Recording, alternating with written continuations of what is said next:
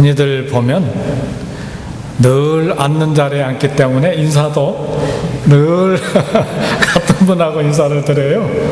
가끔 자리도 바꿔보시고 또 성도 교제가 있기를 바랍니다. 하나님께서 주시는 평안이 여러분의 영혼과 가정에 충만하기를 주의 이름으로 축복합니다. 홍수에 한 사람이 떠내려가고 있었습니다. 그래서 그는 하나님께서 그의 생명 건져주시기를 간절히 기도했습니다. 마침 통나무 하나가 떠내려왔습니다. 그러나 그는 그 통나무를 붙잡지 않았습니다. 이번에는 조그만 배 한 척이 다가왔습니다. 그는 그 배도 거절했습니다. 이제는 기운이 다 빠져 죽게 되었을 때 마지막으로 헬리콥터가 나타났습니다.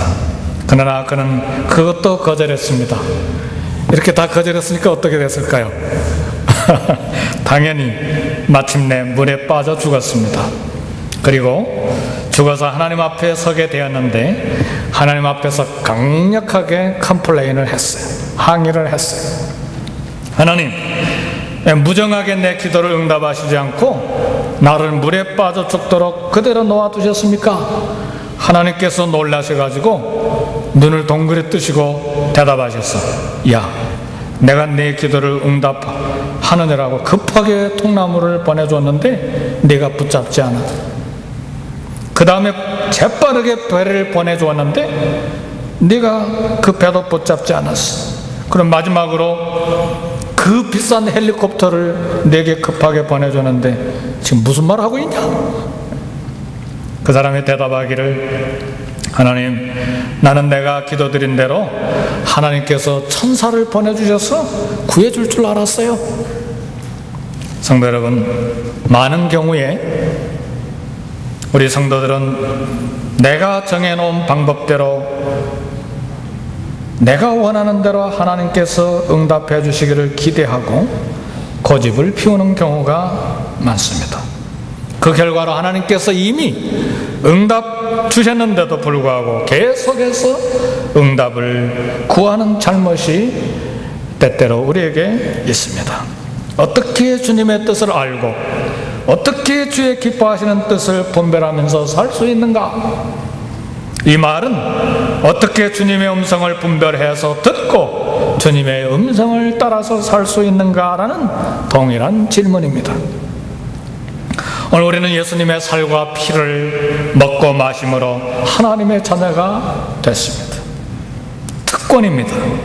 죽음에 이르는 이 병, 죄에서 용서된 것은 우리의 경건으로, 우리의 헌신으로 이루어진 것이 아닙니다. 오직 그 은혜를 인하여 믿음으로 말미암아 이 구원을 우리가 받았는데 이것이 우리에게서 난 것이 아니요 하나님의 선물이라 그렇게 에베소서는 말합니다. 그래서 로마서는 오직 의인은 믿음으로 말미암아 살리라고 선언을 했습니다. 구원은 예수님의 십자가를 믿는 믿음으로 주어진 하나님의 선물입니다. 죄 심판에서 구원받은 하나님의 자녀들은 이제는 구원을 얻기 위해서 믿는 것이 아닙니다. 구원 이후의 삶을 향해서 걸어가는 우리의 삶입니다. 그래서 오늘 로마서 12장 본문에서는 이렇게 말합니다. 하나님의 선하시고 기뻐하시고 온전하신 뜻을 따라서 살아라. 오늘 우리는 주님의 선하시고 기뻐하신 뜻, 하나님의 음성을 들을 수 있는 방법에 대해서 함께 생각하려고 합니다. 독일 사람으로서 영국의 선교사로 파송되어 가서 일한 조지 물러라고 하는 독일 유명한 선교사가 있었습니다. 이분은 우리가 아는 대로 일생을 통해서 5만 번 이상의 기도 응답을 받은 사람입니다. 이 사람이 영국에 가서 고아원을 할 때 처음에 고아원을 하려고 생각한 게 아니었어요. 길거리에 버려진 아이들이 있어서 집에다 데려다 놓고 키우다 보니까 한 사람, 두 사람, 세 사람 이렇게 확장하다 보니까 고아원이 커졌어요. 나중에는 2,000명까지 고아를 수용하는 고아원 시설을 설립한 분이에요. 선교사도 수백 명 지원하고 전 세계에 성경을 얼마나 많이 보급했는지 몰라요. 그분이 이 고아들을 키우면서 그리고 여러 중고등학교를 세우면서 이 경험한 이 하나님의 응답은 실로 놀라운 것들이 많이 있습니다. 근데 이분이 하나님의 뜻을 분별하는 세 가지 방법을 우리에게 좋은 교훈으로 남겨놓았는데, 그 중에 첫 번째가 내 뜻과 내 생각이 전혀 없는 상태가 되어야 하나님의 뜻을 분별할 수 있다 그랬습니다. 대개 내 뜻을 내려놓고 주님의 뜻대로 살기로 결단하면 10가지 문제 중에 9가지는 거의 다 해결을 받을 수가 있습니다. 예수님께서 자기를 비우시고 하나님의 뜻대로 사신 것처럼 우리도 나를 비우고 내 뜻을 내려놓고 주님이 무엇을 원하시든지 무엇을 하게 하시든지 기다리는 마음을 가지면 하나님의 뜻을 분별할 수가 있습니다. 내 자신의 의지를 포기하는 것, 하나님의 뜻을 분별하는 조지 물러가 첫 번째로 제시한 방법입니다. 내 계획, 내가 정한 울타리, 내가 선호하는 방법, 자신을 포기하고 자신을 하나님 앞에 온전히 드리면 하나님께서 우리의 삶을 정확한 곳으로 인도하신다는 말입니다. 조지 물러 목사님이 두 번째로 제시한 하나님의 뜻을 분별하는 방법은 기도할 때 받은 느낌이나 그 인상을 의지하지 말라는 거예요. 성경을 읽으면서 성령님의 뜻을 분별해야 된다는 교훈입니다.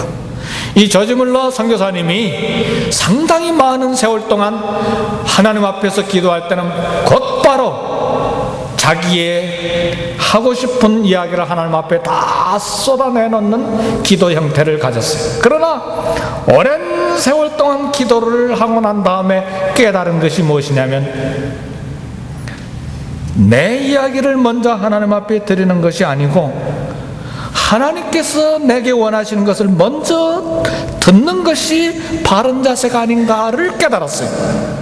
그래서 그 다음부터는 기도하기 전에 반드시 성경을 먼저 열어놓고 무릎을 꿇고 하나님 말씀을 읽고 하나님의 음성을 들은 다음에 기도하기를 시작했어요. 이것이 두 번째 방법입니다.